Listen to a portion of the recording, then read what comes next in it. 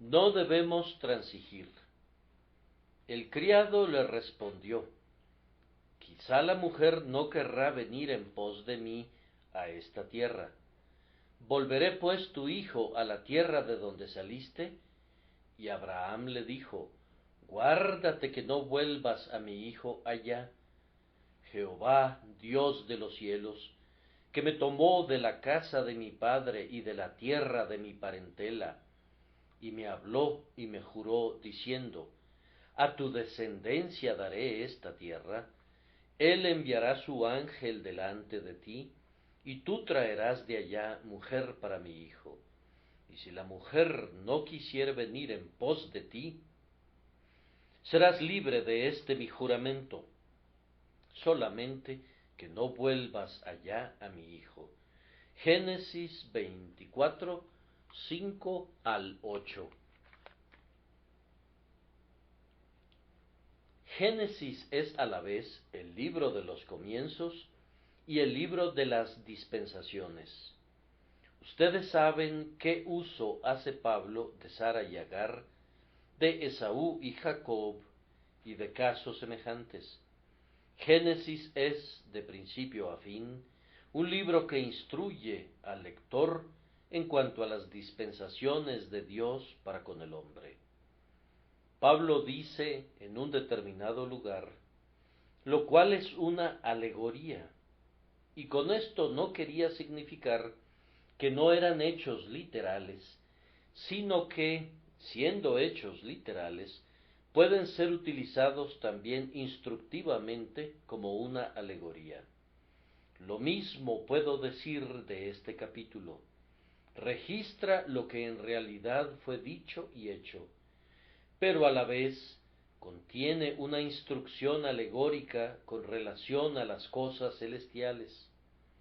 El verdadero ministro de Cristo es semejante a este Damasceno Eliezer, pues es enviado para encontrar una esposa para el hijo de su Señor. Su gran deseo es que muchos sean presentados para Cristo en el día de su venida como la novia, la esposa del Cordero. El fiel siervo de Abraham, antes de partir, tuvo comunión con su Señor. Esto es una lección para los que salimos a cumplir los encargos de nuestro Señor. Antes de involucrarnos en el servicio mismo, hemos de ver el rostro del Señor y hablar con Él y comentarle cualquier dificultad que se presente a nuestras mentes. Antes de ponernos a trabajar, hemos de saber en qué estamos ocupados y a qué nos dedicamos. Oigamos de la propia boca de nuestro Señor qué es lo que espera que hagamos y cuánto nos ayudará en el desempeño de nuestras funciones. Los exhorto, siervos compañeros, a que no salgan nunca a suplicarles a los hombres en nombre de Dios, mientras no hayan suplicado a Dios en favor de los hombres. No intenten entregar un mensaje que no hayan recibido antes que nada de su Santo Espíritu. Salgan del aposento de la comunión con Dios y vayan al púlpito del ministerio en medio de los hombres, y habrá una frescura y un poder en ustedes que nadie será capaz de resistir. El siervo de Abraham hablaba y actuaba como alguien que se sentía obligado a hacer exactamente aquello que su Señor le ordenaba y a decir lo que su Señor le decía.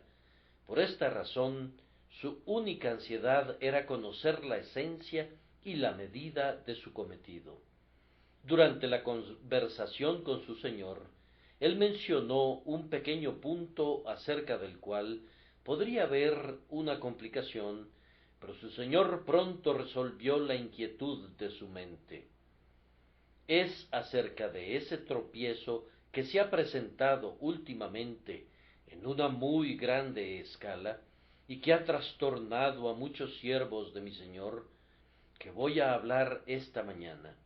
que Dios nos conceda que pueda ser de beneficio para su Iglesia en general. Al comenzar nuestro sermón, les pediremos, primero, que piensen en la tarea placentera pero trascendental del siervo. Era una tarea placentera, pues las campanas matrimoniales tañían a su alrededor. El matrimonio del heredero era un jubiloso evento. Para el siervo era algo muy honorable que se le confiara la responsabilidad de encontrar una esposa para el hijo de su señor. Y, sin embargo, en todos los sentidos, era un asunto de trascendental responsabilidad y nada fácil de cumplir. Algunos desaciertos podrían presentarse fácilmente antes de que se diera cuenta. Él necesitaba estar muy alerta y estar algo más que alerta para un asunto tan delicado.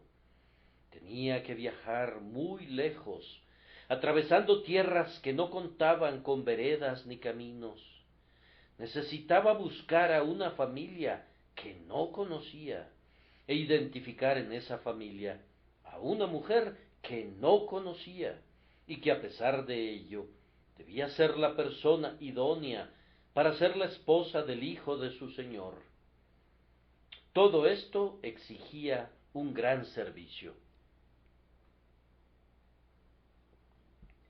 El trabajo que este hombre asumió era un asunto en el que su señor tenía puesto su corazón. Isaac tenía ahora 40 años de edad y no había dado señales de casarse. Isaac poseía un espíritu dócil y apacible y necesitaba ser estimulado por un espíritu más activo. La muerte de Sara le había privado del solaz en su vida que había encontrado en su madre, y sin duda lo había conducido a desear una tierna compañía.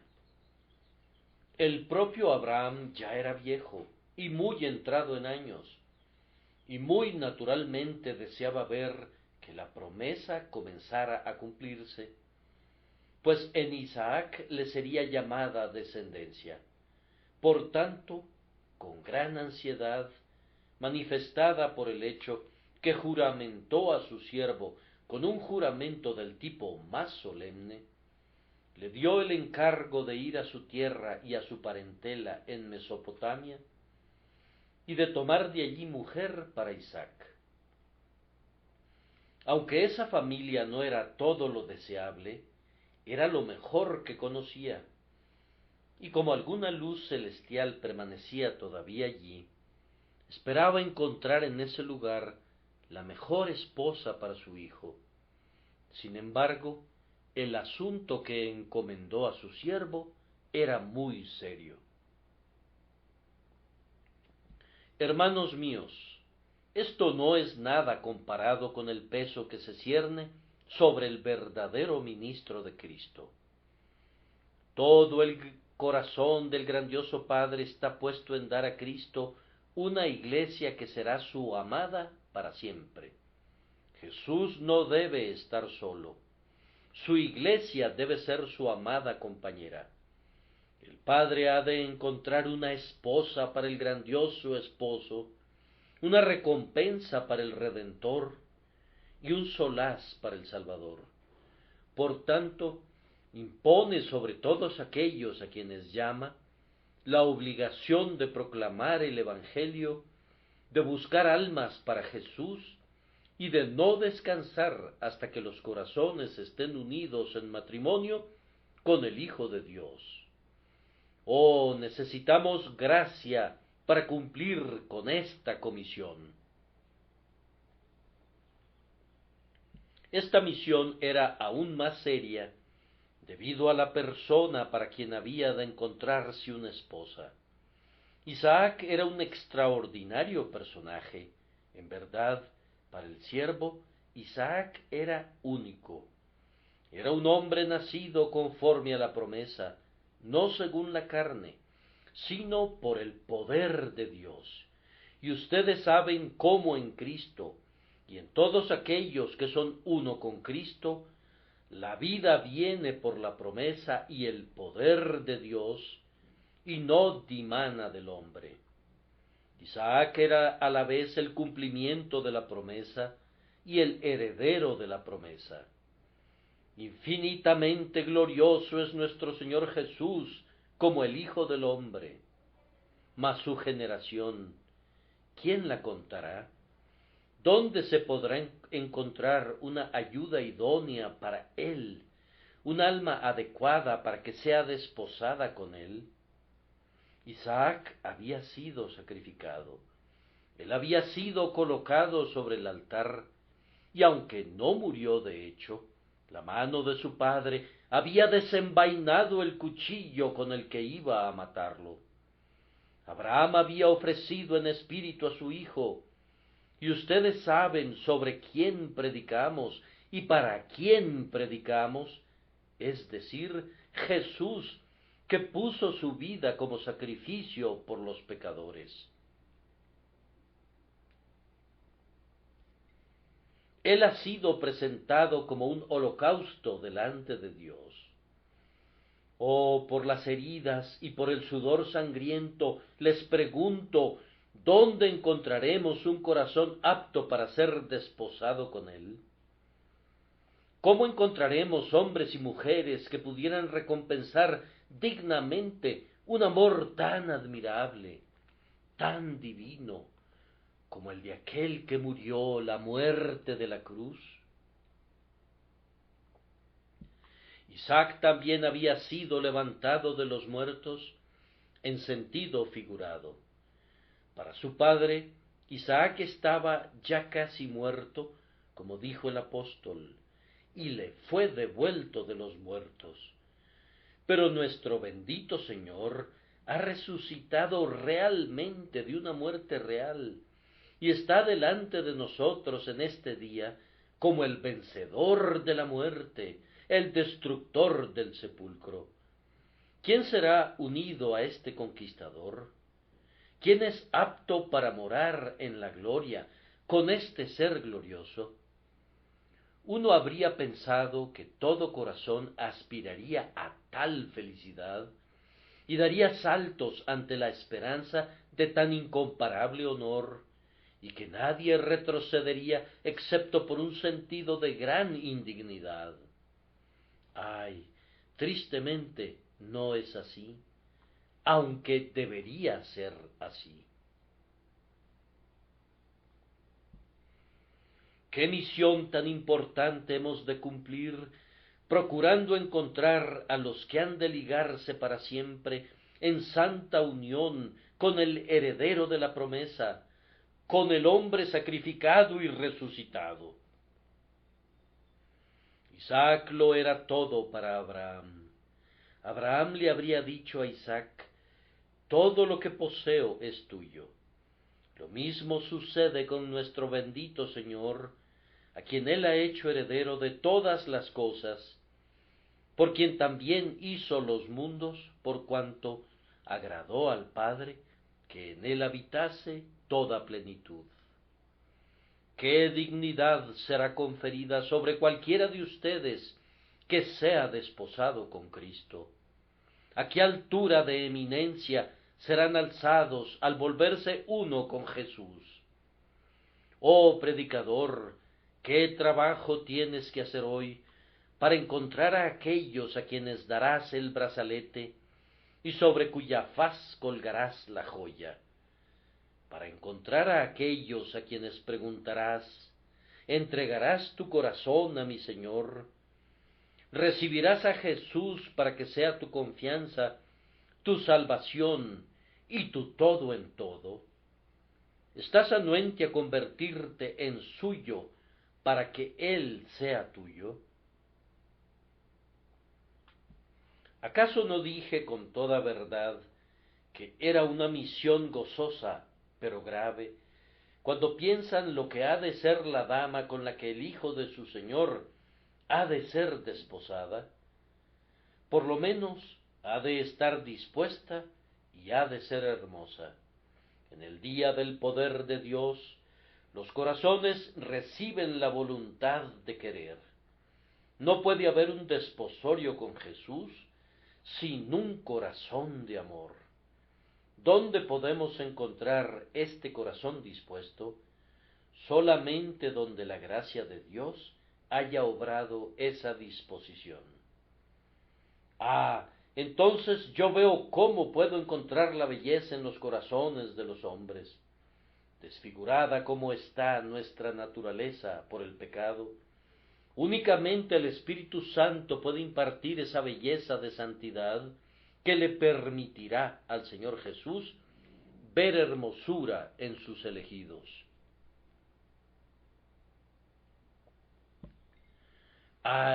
En nuestros corazones hay una aversión hacia Cristo y una renuencia a aceptarlo, y al mismo tiempo una terrible inadecuación e indignidad. El Espíritu de Dios implanta un amor que es de origen celestial y renueva el corazón mediante una regeneración de lo alto, y entonces buscamos ser uno con Jesús, pero no antes. Vean, pues, cómo nuestra misión requiere la ayuda del propio Dios. Piensen en lo que se convertirá la que se despose con Isaac. Ella será su deleite, su amante, amiga y compañera. Ella será partícipe de toda su riqueza, y especialmente habrá de ser partícipe de la gran promesa del pacto que fue peculiarmente legado a Abraham y su familia. Cuando un pecador viene a Cristo, ¿qué hace Cristo con él? Su deleite está en él, tiene comunión con él, escucha su oración, acepta su alabanza, obra en él y con él, y se glorifica a sí mismo en él. Convierte al creyente en un heredero conjunto de todo lo que él posee, y lo introduce a la casa del tesoro del pacto, donde están almacenadas las riquezas y la gloria de Dios para sus elegidos. Queridos amigos, predicar el Evangelio es un asunto muy insignificante en la opinión de algunos. Y sin embargo, si Dios está con nosotros, nuestro servicio es mayor que el servicio de los ángeles. De una manera humilde, ustedes están hablando de Jesús a los niños y niñas de sus clases, y algunos los despreciarán como simples maestros de la escuela dominical, pero su trabajo contiene un peso espiritual desconocido para los cónclaves de senadores y ausente de los consejos de los emperadores. De lo que ustedes dicen penden la muerte y el infierno, inmundos desconocidos. Ustedes están ocupados en los destinos de espíritus inmortales, encauzando a las almas para que salgan de la ruina y vayan a la gloria, que salgan del pecado y caminen a la santidad. No es una obra de poca relevancia la que requiere de su amoroso cuidado, pues llena el corazón de un ángel y llenó las manos del Salvador. En el cumplimiento de su misión, este siervo no ha de escatimar ningún esfuerzo. Se requería de él que viajara una gran distancia, contando sólo con una indicación general de la dirección, pero sin conocer el camino. Él necesitaba tener la guía y la protección divinas. Cuando llegara a su destino, debía hacer uso de un gran sentido común y al mismo tiempo había de ejercitar una dependencia confiada en la bondad y en la sabiduría de Dios. Sería una maravilla de maravillas si pudiera encontrar a la mujer elegida, y sólo el Señor podría hacer que eso sucediera. Él tenía todo el cuidado y la fe que se requerían. hemos leído la historia de cómo viajó y oró y suplicó. Él debió de haber clamado, y para estas cosas, ¿quién es suficiente? Pero vemos que el Señor Jehová lo hizo suficiente, y su misión fue cumplida felizmente. ¿Cómo nos podemos poner nosotros en la posición correcta para llegar a los pecadores y ganarlos para Cristo? ¿Cómo podemos aprender a decir las palabras apropiadas? ¿Cómo podremos adecuar nuestra enseñanza a la condición de sus corazones? ¿Cómo podremos adaptarnos a sus sentimientos, sus prejuicios, sus aflicciones y sus tentaciones? Hermanos, nosotros que predicamos el Evangelio, haríamos bien en clamar: si tu presencia no ha de ir conmigo, no nos saques de aquí.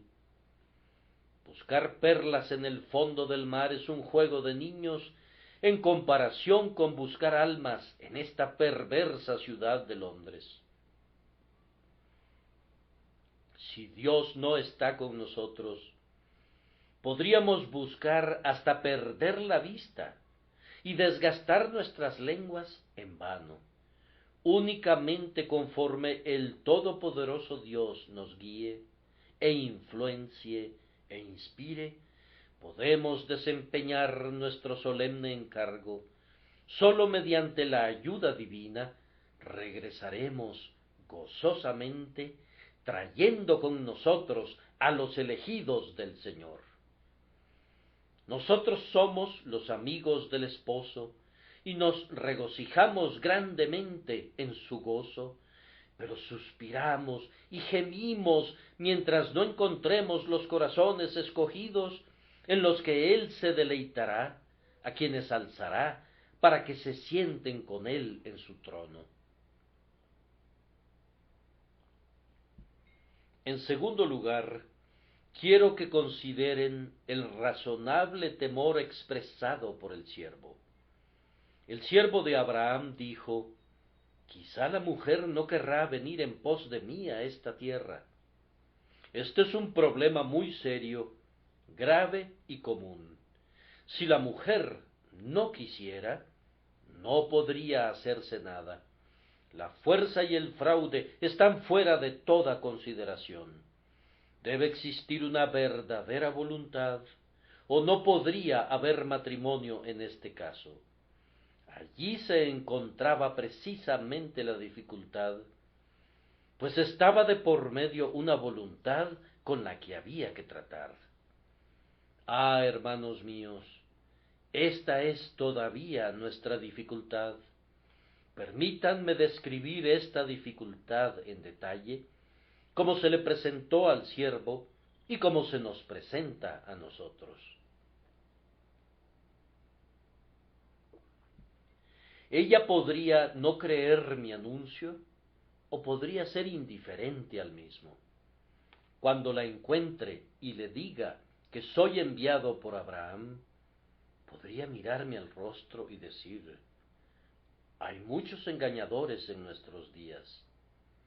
Si yo le dijera que el hijo de mi Señor es inigualablemente bello y rico, y que gustosamente quiere tomarla para sí, ella podría responder: los relatos y los romances extraños son comunes en estos días, pero las personas prudentes no abandonan sus hogares.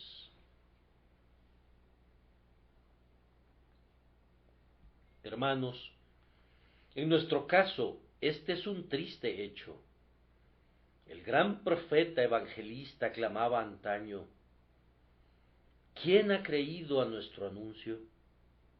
Nosotros también clamamos con las mismas palabras. A los hombres no les importa el anuncio del gran amor de Dios para con los rebeldes hijos de los hombres. Ellos no creen que el infinitamente glorioso Señor ande buscando el amor del pobre hombre insignificante, y para conseguirlo haya entregado su vida.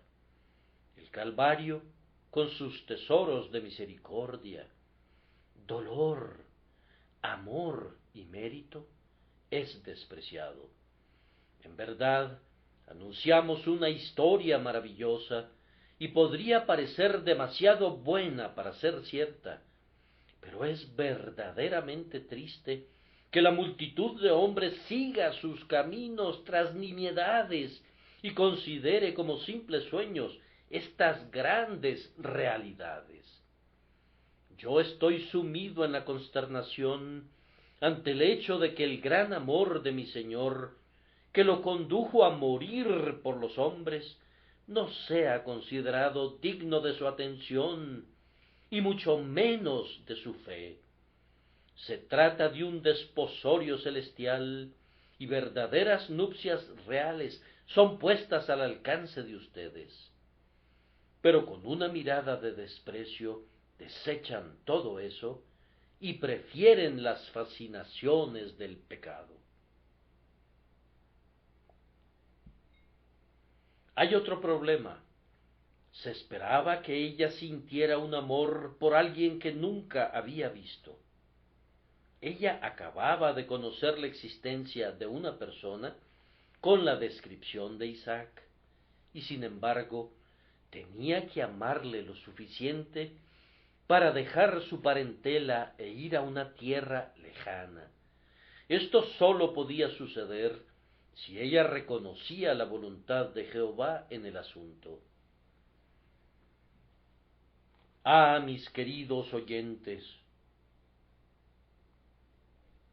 todo lo que nosotros les decimos está vinculado a cosas que todavía no son vistas, y aquí radica nuestro problema. Ustedes poseen ojos y quieren verlo todo. Ustedes tienen manos y quieren manejarlo todo, pero hay uno a quien todavía no pueden ver, que ha ganado nuestro amor por causa de lo que creemos concerniente a él. En verdad podemos decir de él, a quien amamos sin haberle visto, en quien creyendo, aunque ahora no lo veamos, nos alegramos con gozo inefable y glorioso.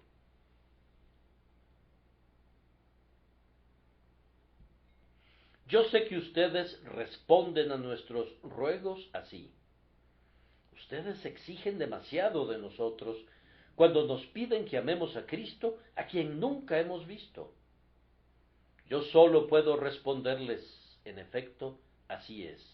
En verdad pedimos más de ustedes de lo que esperamos recibir.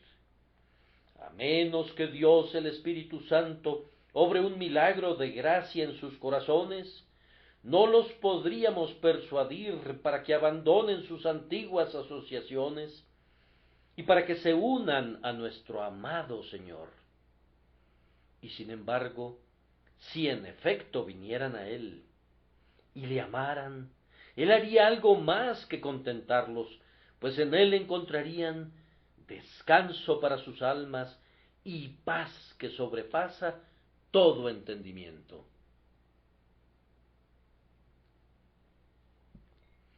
El siervo de Abraham pudo haber pensado, ella podría resistirse a hacer un cambio tan grande como salir de Mesopotamia para ir a Canaán. Ella había nacido y se había criado allí, en un país establecido, y todas sus asociaciones eran con la casa de su padre. ¿Debía arrancarse de Mesopotamia para casarse con Isaac? De la misma manera, tú no puedes tener a Jesús y tener también al mundo. Debes romper con el pecado para ser unido a Jesús. Debes salir del mundo licencioso, del mundo de moda, del mundo científico y del así llamado mundo religioso. Si te conviertes en un cristiano, debes abandonar los viejos hábitos, los viejos motivos, las viejas ambiciones, los viejos placeres, las viejas jactancias y los viejos modos de pensar. Todas las cosas han de volverse nuevas, Debes dejar las cosas que has amado y buscar muchas de esas cosas que hasta aquí has despreciado. Debes experimentar tal cambio como si hubieses muerto y hubieses sido hecho de nuevo. Tú respondes, ¿he de soportar todo esto por alguien que nunca he visto y por una herencia sobre la que nunca he puesto mi pie? Así es. Aunque me aflige que te alejes, no me sorprende en lo más mínimo, pues no les es dado a muchos verlo a él, que es invisible, o elegir el camino angosto y estrecho que conduce a la vida. El hombre o la mujer que siguen al mensajero de Dios para ser desposados con un esposo tan extraño, son un pájaro raro.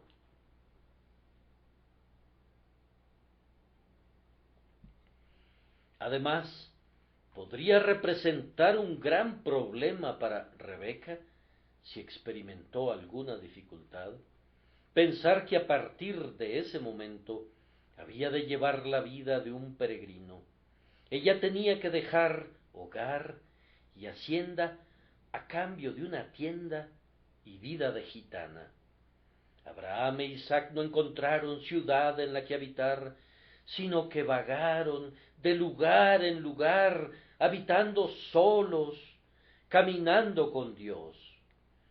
Su modo externo de vida era típico del camino de la fe, en el cual los hombres viven en el mundo, pero no pertenecen a él. Para todos los fines y propósitos, Abraham e Isaac estaban fuera del mundo y vivían en su superficie sin una conexión permanente con él. Ellos eran los hombres del Señor y el Señor era su posesión. Él se apartó para ellos y ellos fueron apartados para él. Rebeca muy bien pudo haber dicho, eso no servirá para mí. Yo no puedo proscribirme a mí misma, no puedo dejar las comodidades de una residencia permanente para vagar por los campos donde quiera que los rebaños requieran que ande errante. A la mayor parte de la humanidad no le daría la impresión que sería algo muy bueno estar en el mundo y sin embargo no ser del mundo. Ellos no son extraños en el mundo, y más bien anhelan ser admitidos más plenamente en su sociedad. Ellos no son extranjeros aquí, que tengan sus tesoros en el cielo, sino que anhelan tener una suma redonda en la tierra, y encontrar su cielo pasándosela muy bien y enriqueciendo a sus familias. Siendo lombrices de la tierra los satisface. Si alguien se vuelve desapegado del mundo y hace de las cosas espirituales su único objeto, lo desprecian como un entusiasta soñador. Muchas personas piensan que las cosas de la religión tienen meramente el propósito de ser leídas y predicadas, pero vivir por ellas sería desperdiciar una existencia de ensoñaciones y cosas carentes de valor práctico. Pero la espiritual es, después de todo, la única cosa real. Lo material es, en la realidad más profunda, lo visionario e insustancial. Sin embargo, cuando la gente se aleja debido a la dureza de la guerra santa y a la espiritualidad de la vida de fe, no nos quedamos sorprendidos, pues difícilmente podríamos esperar que fuese diferente. A menos que el Señor renueve el corazón, los hombres preferirán siempre el pájaro en la mano de esta vida que los 100 volando de la vida venidera.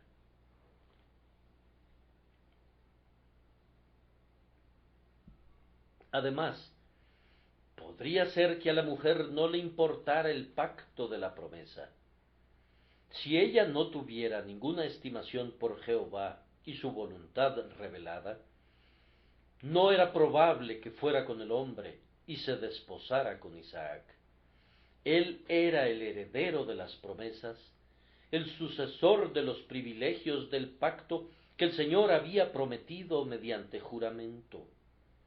Su elegida se convertiría en la madre de esa simiente elegida, en quien Dios había establecido bendecir al mundo a lo largo de todas las edades, es decir, el Mesías, la simiente de la mujer que habría de herir la cabeza de la serpiente. ¿Acaso la mujer no viera el valor del pacto, ni apreciara la gloria de la promesa?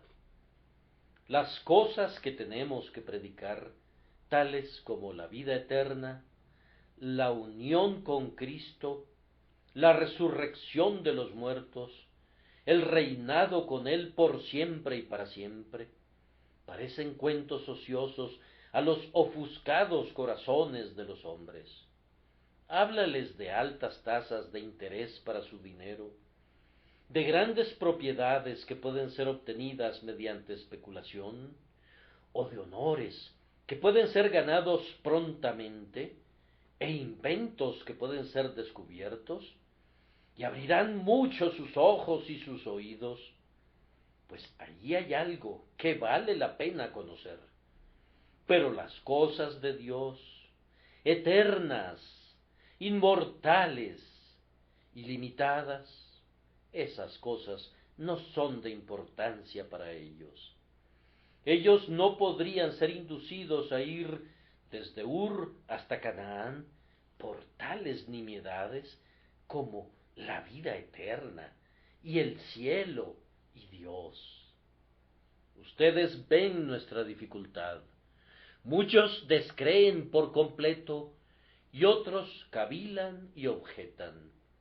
Un mayor número ni siquiera querrá escuchar nuestra historia. Y entre aquellos que escuchan, la mayoría son indiferentes, y otros pierden el tiempo y posponen la consideración seria. Ay, nosotros hablamos a oídos renuentes. En tercer lugar, quisiera abundar en su muy natural sugerencia. Este prudente mayordomo dijo: quizá la mujer no querrá venir en pos de mí a esta tierra. ¿Volveré, pues, tu hijo a la tierra de donde saliste? Si ella no quiere venir a Isaac, ¿habrá de ir Isaac a ella? Esta es la sugerencia de la hora presente. Si el mundo no quiere venir a Jesús, ¿ha de suavizar Jesús el tono de sus enseñanzas para el mundo? En otras palabras, si el mundo no quiere elevarse hasta la Iglesia, ¿no debería descender la Iglesia al mundo? En vez de convidar a los hombres a que se conviertan y salgan de entre los pecadores y se aparten de ellos, unámonos al mundo impío, entremos en unión con él y así penetrémoslo con nuestra influencia, permitiéndolo que nos influencie a nosotros. Tengamos un mundo cristiano.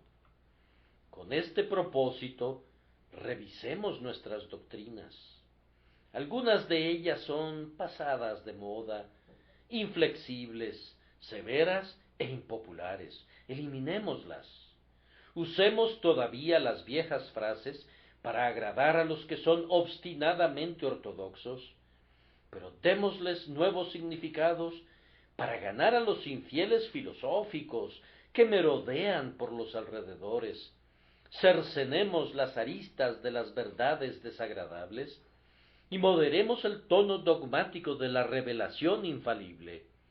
Digamos que Abraham y Moisés cometieron errores y que los libros que han sido tenidos en reverencia por tanto tiempo están llenos de errores. Socavemos la vieja fe e introduzcamos la nueva duda, pues los tiempos han cambiado y el espíritu de la época nos sugiere el abandono de todo lo que sea demasiado severamente recto y demasiado seguro de parte de Dios. La engañosa adulteración de la doctrina es acompañada de una falsificación de la experiencia.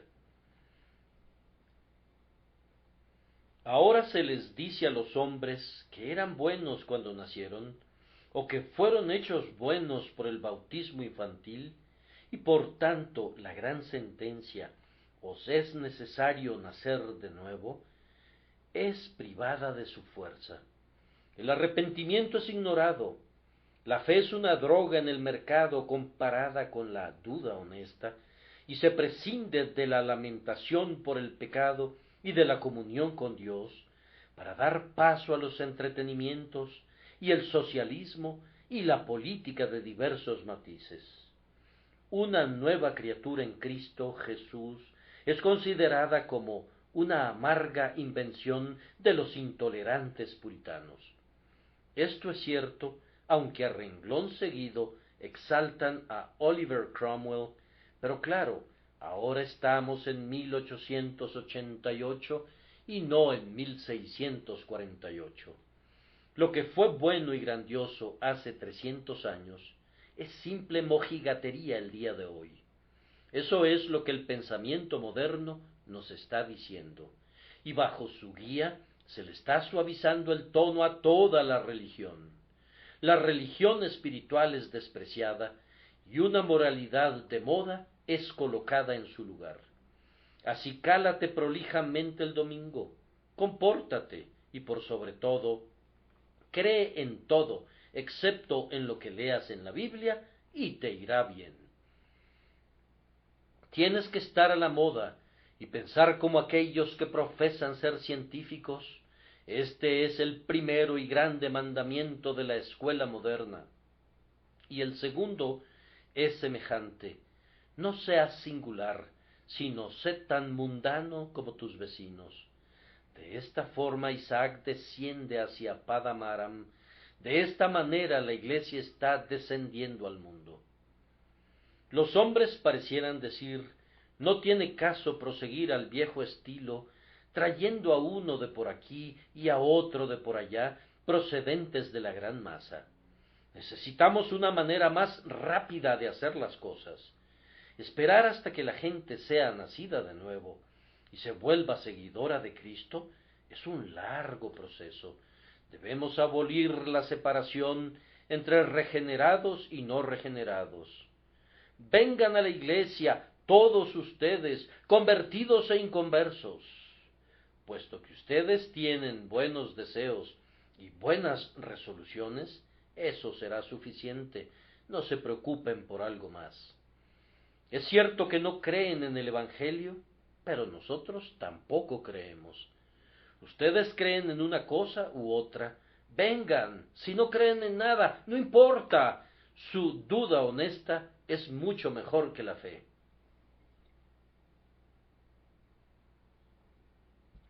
Pero, dirás, nadie habla así. Posiblemente no usen las mismas palabras, pero este es el significado real de la religión del presente día. Esta es la tendencia de los tiempos. Yo puedo justificar esta amplia afirmación que estoy haciendo basándome en la acción o en el lenguaje de ciertos ministros que están traicionando arteramente a nuestra santa religión bajo la pretensión de adaptarla a esta era progresiva. El nuevo plan es asimilar la Iglesia al mundo y de esta manera incluir un área más extensa dentro de sus límites. Mediante actuaciones semidramáticas hacen que las casas de oración se asemejen a un teatro, convierten sus servicios en exhibiciones musicales y sus sermones los transforman en arengas políticas o ensayos filosóficos. De hecho, convierten al templo en un teatro y a los ministros de Dios los convierten en actores cuyo oficio es divertir a los hombres. ¿Acaso no es cierto que el día del Señor se está volviendo cada vez más un día de recreación y de holgazanería, y la casa del Señor es, ya sea un templo lleno de ídolos chinos, o un club político donde hay más entusiasmo por un partido que celo por Dios? ¡Ay de mí! Los vallados están aportillados, derribados son sus muros, y para muchos, a partir de este momento, no hay iglesia excepto como una porción del mundo, y no hay Dios excepto como una fuerza imposible de conocer, por la cual operan las leyes de la naturaleza. Esta, entonces, es la propuesta. Para ganar al mundo, el Señor Jesús debe someterse Él mismo y someter a su pueblo y su palabra al mundo. No voy a detenerme por más tiempo en esta propuesta tan aborrecible. En cuarto lugar, noten el repudio franco y lleno de convicción de la propuesta. Él dice, breve y puntualmente, guárdate que no vuelvas a mi hijo allá. El Señor Jesucristo encabeza ese grandioso grupo emigrante que ha salido del mundo. Dirigiéndose a sus discípulos dice, no son del mundo, como tampoco yo soy del mundo. No somos del mundo por nacimiento, no somos del mundo en vida, no somos del mundo en propósitos, no somos del mundo en espíritu, no somos del mundo en ningún aspecto. Jesús y quienes están en él constituyen una nueva raza. La propuesta de regresar al mundo es detestable para nuestros mejores instintos, sí, es mortal para nuestra más noble vida. Una voz del cielo clama, guárdate que no vuelvas a mi hijo allá. La gente que el Señor sacó de Egipto no ha de regresar a la casa de servidumbre, y más bien los hijos han de salir y apartarse, y el Señor Jehová será un padre para ellos. Noten cómo Abraham formula el asunto. En efecto, él lo argumenta así. Esto sería abandonar el orden divino. Pues, dice Abraham, Jehová, Dios de los cielos, me tomó de la casa de mi padre y de la tierra de mi parentela. Entonces, si sacó a Abraham, ¿cómo habría de regresar Isaac? Eso no puede ser. Hasta aquí el camino de Dios con su iglesia ha sido apartar a un pueblo del mundo para que sea su elegido, un pueblo formado para sí, que publicará su alabanza. Amados, el plan de Dios no se ha alterado. Él continuará llamando a aquellos que predestinó. No desafiemos descaradamente ese hecho, suponiendo que podemos salvar a los hombres en una mayor escala, ignorando la distinción entre los muertos en pecado y los vivos en Sión. Si Dios hubiese querido bendecir a la familia en Padan Aram, permitiendo que sus elegidos habitaran en medio de ellos, ¿por qué pidió a Abraham que saliera? Si Isaac hiciera bien habitando allí, ¿por qué salió Abraham? Si no hay necesidad de una iglesia apartada ahora, ¿qué es lo que hemos estado haciendo todos estos años? ¿Acaso la sangre de los mártires ha sido derramada por pura necedad? ¿Han estado locos los confesores y los reformadores al contender por doctrinas que, daría la impresión, no son de gran importancia? Hermanos, hay dos simientes, la simiente de la mujer y la simiente de la serpiente, y la diferencia será mantenida hasta el fin, y no debemos ignorar la distinción para agradar a los hombres. Si Isaac descendiera a la casa de Nacor en busca de esposa, eso equivaldría a colocar a Dios por debajo de una esposa. Abraham comienza con una referencia a Jehová, Dios de los cielos, pues Jehová era todo para él y también para Isaac. Isaac no renunciaría nunca a su caminata con el Dios vivo, con el objeto de encontrar una esposa. Sin embargo, esta apostasía es bastante común en nuestros días. Hombres y mujeres que profesan piedad abandonarán lo que profesan creer con el objeto de conseguir esposas o esposos más ricos para sí o para sus hijos. Esta conducta mercenaria no tiene excusas. Mejor sociedad es el clamor, queriendo decir más riqueza y elegancia. Para el hombre verdadero Dios está primero, sí, todo en todo, pero Dios está de sobra y todo lo demás es puesto antes que Él por el ruin profesante. En el nombre de Dios, exhorto a aquellos que son fieles a Dios y a su verdad, que permanezcan firmes, sin importar lo que pudieran perder, y no se aparten, sin importar lo que pudieran ganar. Tengan por mayores riquezas el vituperio de Cristo que los tesoros de Egipto. Necesitamos el espíritu de Abraham en nosotros, y lo tendremos cuando tengamos la fe de Abraham. Abraham pensó que esto sería renunciar a la promesa del pacto. Vean cómo lo expresa. El Dios que me tomó de la casa de mi padre y de la tierra de mi parentela, me habló y me juró, diciendo, a tu descendencia daré esta tierra. Entonces, ¿debían ellos dejar la tierra y regresar al lugar del cual el Señor los había llamado? Hermanos, nosotros somos también herederos de la promesa de cosas que aún no se ven. Por causa de esto caminamos por fe, y por esto nos apartamos de aquellos que nos rodean. Habitamos entre los hombres como Abraham habitó entre los cananeos, pero somos de una raza distinta. Hemos nacido con un nuevo nacimiento, vivimos bajo diferentes leyes y actuamos por diferentes motivos. Si regresáramos a los caminos de los mundanos y nos contáramos entre ellos, habríamos renunciado al pacto de nuestro Dios. La promesa ya no sería nuestra y la herencia eterna estaría en otras manos.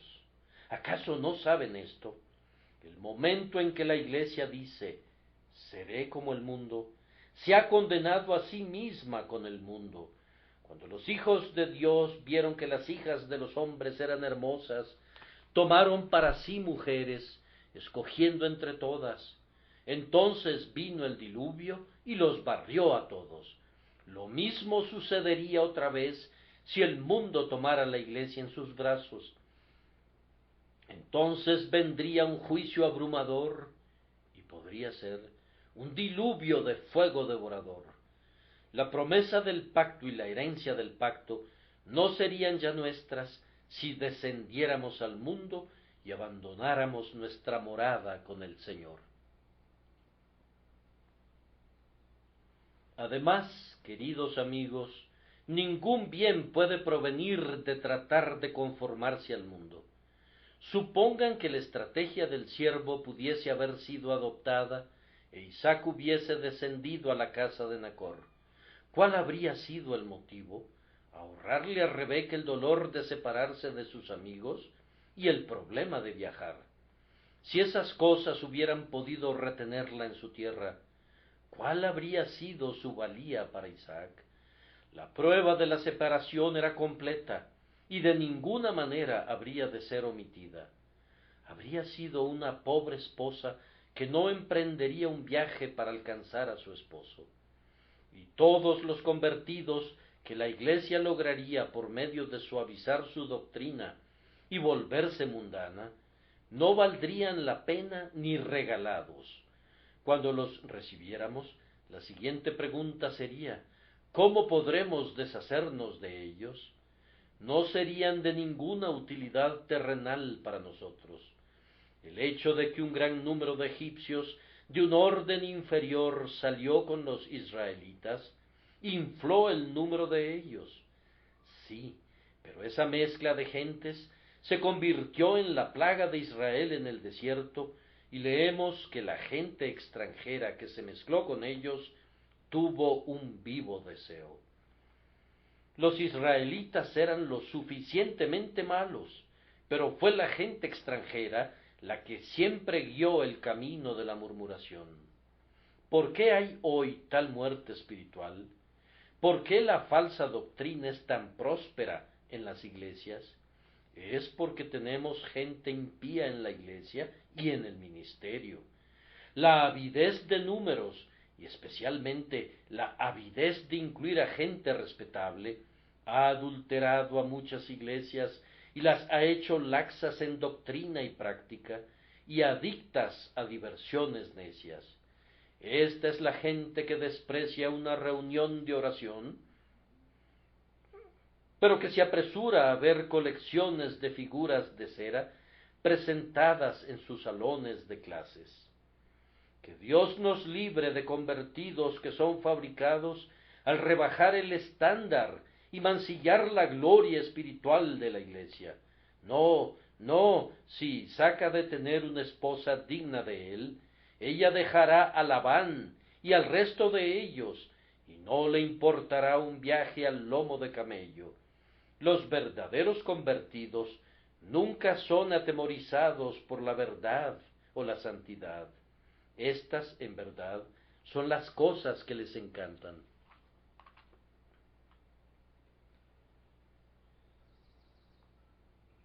Además, Abraham pensaba que no podría haber ninguna razón para llevar a Isaac hasta allá, pues el Señor le encontraría una esposa con toda seguridad.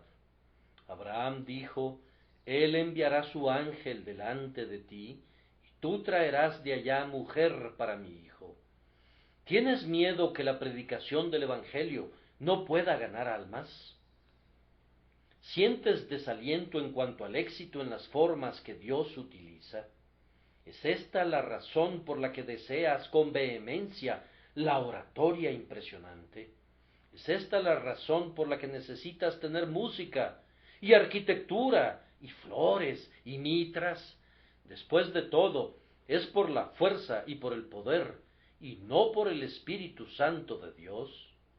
Es exactamente así, en la opinión de muchos. Hermanos amados, hay muchas cosas que yo podría permitir a otros adoradores, pero que me he negado a mí mismo al dirigir la adoración de esta congregación. Durante mucho tiempo he llevado a cabo el experimento de la fuerza de atracción del Evangelio de Jesús. Nuestro servicio es severamente simple. Nadie viene aquí jamás para gratificar su ojo con arte o su oído con música.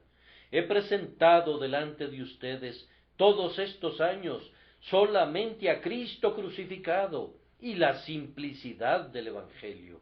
Sin embargo, ¿dónde podrían encontrar una multitud tal como la que está congregada aquí esta mañana? ¿Dónde podrían encontrar tal muchedumbre de personas semejante a esta reunión domingo tras domingo durante 35 años? No les he mostrado nada, sino la cruz sin las flores de la oratoria, la cruz sin las luces celestes de la superstición o de la excitación, la cruz sin los diamantes de los rangos eclesiásticos, la cruz sin los contrafuertes de una ciencia jactanciosa. La cruz es abundantemente suficiente para atraer a los hombres primero hacia sí misma y luego a la vida eterna. En esta casa hemos demostrado exitosamente todos estos años esta grandiosa verdad, que el Evangelio sencillamente predicado habrá de ganar una audiencia, convertir a los pecadores y construir y sostener una iglesia. Le rogamos al pueblo de Dios que note que no hay necesidad de probar recursos dudosos y métodos cuestionables. Dios todavía salvará por medio del Evangelio. Únicamente hemos de dejar que sea el Evangelio en su pureza. Esta grandiosa y vieja espada se abrirá paso hasta la columna vertebral del hombre y partirá una roca en dos mitades. ¿A qué se debe que haga tan poco de su antigua labor conquistadora? Yo les diré: pueden ver esa funda de trabajo artístico tan maravillosamente elaborada. Muchísimas personas conservan la espada en esta vaina y por tanto su filo nunca es puesto a trabajar. Desháganse de esa vaina, arrojen ese magnífico estuche al Hades y luego vean cómo en las manos del Señor esa gloriosa espada de 2 filos habrá de cegar campos enteros de hombres como los segadores cortan el pasto con sus guadañas. No hay necesidad de descender a Egipto en busca de ayuda. Es vergonzoso invitar al diablo a ayudar a Cristo. Dios quiera que todavía veamos prosperidad cuando la Iglesia de Dios esté resuelta a no buscarla, excepto a la manera de Dios. Y ahora, en quinto lugar, observen su justa absolución de su siervo. Y si la mujer no quisiere venir en pos de ti, serás libre de este mi juramento, solamente que no vuelvas allá a mi hijo. Cuando estemos al borde de la muerte, si hemos predicado fielmente el Evangelio, nuestra conciencia no nos acusará por habernos mantenido cercanos a él. No lamentaremos por no haber hecho el papel del insensato o del político para hacer crecer nuestra congregación. Oh, no. Nuestro Señor nos dará plena absolución, aunque pocos se hubieren unido, en tanto que hayamos sido fieles a Él. Si la mujer no quisiere venir en pos de ti, serás libre de este mi juramento, solamente que no vuelvas allá a mi hijo. No intenten los regateos que falsifican a la religión. Apéguense al simple evangelio, y si la gente no es convertida por él, ustedes no tendrán responsabilidad. Mis queridos oyentes, cuánto anhelo verlos salvados, pero yo no falsearía a mi Señor, ni siquiera para ganar sus almas, si pudieran ser ganadas de esa manera. El verdadero siervo de Dios es responsable por su diligencia y fidelidad, pero no es responsable por el éxito o por el fracaso. Los resultados están en las manos de Dios. Aunque ese querido niño de tu clase no sea convertido, si has puesto delante de él el Evangelio de Jesucristo con denuedo amoroso y con oración, no te quedarás sin recompensa. Si yo predico desde el fondo de mi alma la grandiosa verdad de que la fe en el Señor Jesucristo salvará a mis oyentes, y si los persuado y les suplico a que crean en Jesús para vida eterna, y no lo hicieran, su sangre será sobre sus propias cabezas. Cuando yo regrese a mi Señor, si he expuesto fielmente su mensaje de gracia inmerecida y amor agonizante, yo estaré limpio. Con frecuencia he pedido en oración que pueda ser capaz de decir al final lo que George Fox pudo decir en verdad: estoy limpio, estoy limpio. Mi mayor ambición es estar limpio de la sangre de todos los hombres. He predicado la verdad de Dios en la medida en que la conozco, y no me he avergonzado de sus peculiaridades. Para evitar degenerar mi testimonio, me he apartado de aquellos que se descarrían de la verdad, e inclusive de aquellos que se asocian con ellos. ¿Qué más puedo hacer para ser honesto con ustedes? Si, después de todo, los hombres no reciben a Cristo, ni a su Evangelio, ni su gobierno, es de su propia incumbencia. Si Rebeca no hubiese venido a Isaac, habría perdido su lugar en la santa línea sucesoria. Mi querido oyente, ¿aceptarás a Cristo o no? Él vino al mundo para salvar a los pecadores y no rechaza a ninguno. ¿Lo aceptarás? ¿Confiarás en él? El que creyere y fuere bautizado será salvo. ¿Creerás en él? ¿Quieres ser bautizado en su nombre? Si así fuera, la salvación es tuya, pero si no, él mismo ha dicho, mas el que no creyere será condenado.